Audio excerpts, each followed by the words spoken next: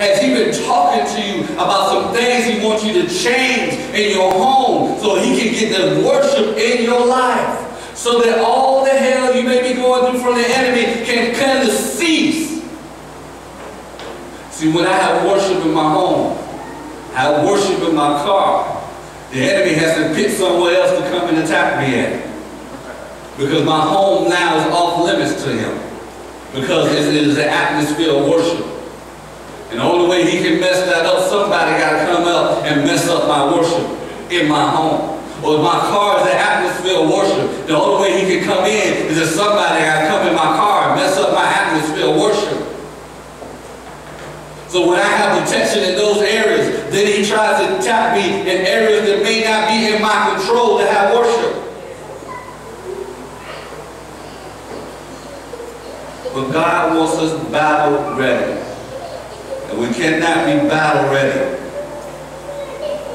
if we're not in the mode of worship. And if we stay in the mode of worship, then we can stay in the mode of battle readiness. If we go back to our example, if we go in Afghanistan or Iraq, the soldiers, even when they're sleeping, have their weapon right there with them. And if anything begins to move or sound the wrong way, they're ready. Their mindset and everything is ready to jump into that mode. That's how the believer is supposed to be. That when I have the atmosphere of worship all around me, even when I sleep at night and the enemy tries to attack me, worship. I can wake up out of my sleep and be able to combat the enemy because I am already in worship. I don't have to work anything up. I don't got to go find my latest worship CD and put that in. I'm already in worship. But the question is, since you've been here at LLWC, has God been dealing with you about something in your life to try to get you to a new level of worship? Since you've been here, has God been dealing with some characteristics, some past behavior, some past problems, some past hurt and pain that try to get you to a new level of worship? Because he wants to get you to a new level of worship so that you don't have to still go through the same hell you've been going through before. And the question is, are you tired of going through what you're going through? If you are, you need to change the atmosphere that's in your life, that's in your house, that's in your car. You may even need to change up some friends. You got to come to the atmosphere of worship.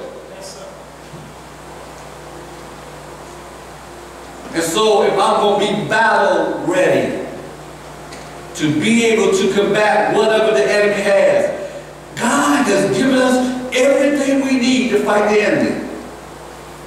The last thing we need to do is step in the atmosphere, the mindset of worship. And if we accept the challenge of stepping into worship, then we are beginning to defeat the enemy one area at a time. Can I tell you what worship does for us?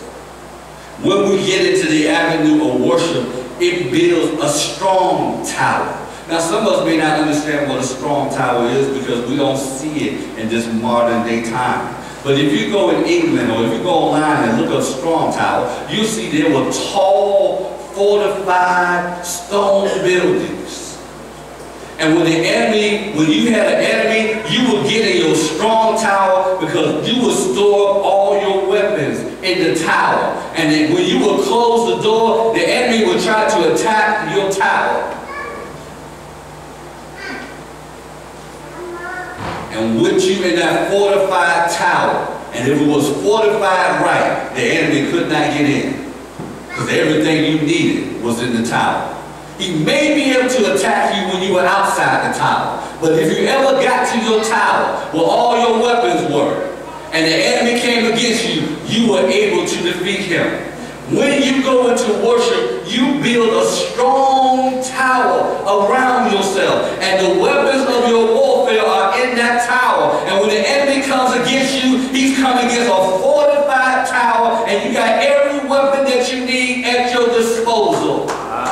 Proverbs said that the name of the Lord is a strong tower, and his people run into it for safety. see, when you got the atmosphere of worship, God is there with you, and the enemy can't get through your fortified tower. And may I propose to you that you may not be able to fortify your job. You may not be able to fortify your whole neighborhood, but you can fortify your home. You can fortify your car. It can be your strong tower. And you don't have to allow the enemy to come in your home and wreak havoc in your home if you dare to create the atmosphere of worship.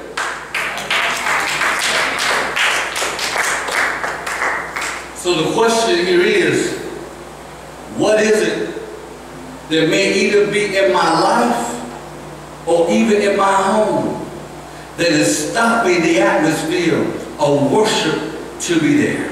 Good question. Good question. What is it that God is dealing with me that is the last obstacle from me changing the atmosphere that I currently have to an atmosphere of worship? May I propose this to you? If the atmosphere that you currently have was working, you wouldn't be going through everything you're going through. Go ahead. So since it ain't working, and since it is broke, you need to fix it. If it won't broke, ain't no need to fix it. But since it is broke, don't you need to check out what's wrong with it? What kind of atmosphere do I have in my house? What do I need to change? In my home, in me, to have the atmosphere of worship so that the enemy doesn't have free access to me like he does now. If he doesn't have, the enemy doesn't have free access to you now, if he has been coming in and out any way he wants to in your house, then this message isn't for you. I'm not talking to you. You keep on doing what you're doing. But if you're not there, or you're able to stop him and he can't come in any kind of time, anytime he wants to, then I'm speaking to you. We need to check out what's on the inside of us. We need to check out what's in our home. We need to check out what's in our car, because it's not conducive to the spirit of worship. All right now. Your first checklist, just check out whatever CDs you got in your car. Oh, God, Elder, you going there again? Yeah, Pastor, I'm going there again. Is it the atmosphere of worship? If it's not, you have a door, a revolving door. You are a 7-Eleven. You got 24 access. Devil has 24 access to you. You are a 7-Eleven. He can come in anytime he wants. Because you have the atmosphere that is conducive to him. And because it is conducive to him, he comes in anytime he wants. Doesn't need an invitation because you already invited him. What about your home? Does it have the atmosphere of worship? What's in it? What are you doing in your home? Does it have the right atmosphere? Or is your home a 7-Eleven? That the devil has 24 access to your home. You know, I can call you to this altar every Sunday. Pray for you. There'll be a change. But if you don't change the atmosphere that's in you and in your area, all I'm doing is patching up things that are constantly going to keep on breaking down.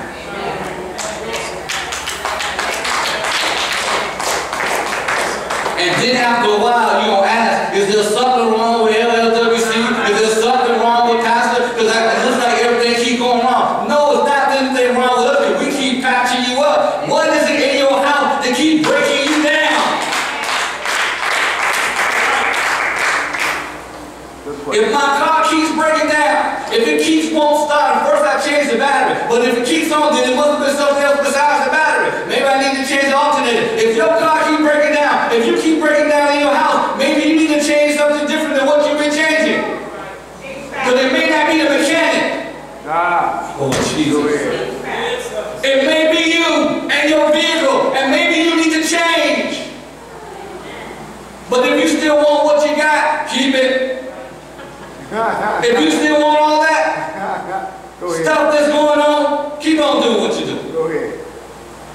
Don't even hear this message. Don't took it to me out. Like I do sometimes.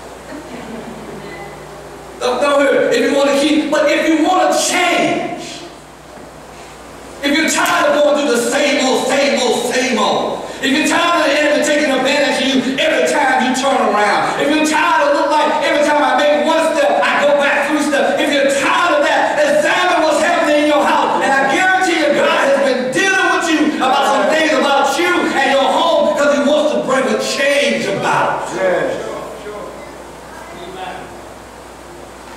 And some of our changes are not going to happen overnight, but some of us have not got started.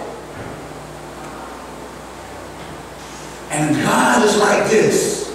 If you get started and be faithful, I'll start changing the atmosphere even before it's finished in your home. Because He looks at the heart. And He looks at what we have in our heart. But some of us are allowing our stubbornness to override the desires of our heart. Because you don't want to change this. You don't want to stop doing this. You don't want to stop doing that. I don't see anything wrong with that. Okay, you don't see nothing wrong with that, but you keep calling me for prayer. You don't see nothing wrong with that, but your child is still acting up. You don't see nothing wrong with that, but your marriage is still going through things. You don't see nothing wrong with that. There must be something wrong somewhere because you keep going through the same thing. There needs to be a change of the atmosphere. Yes.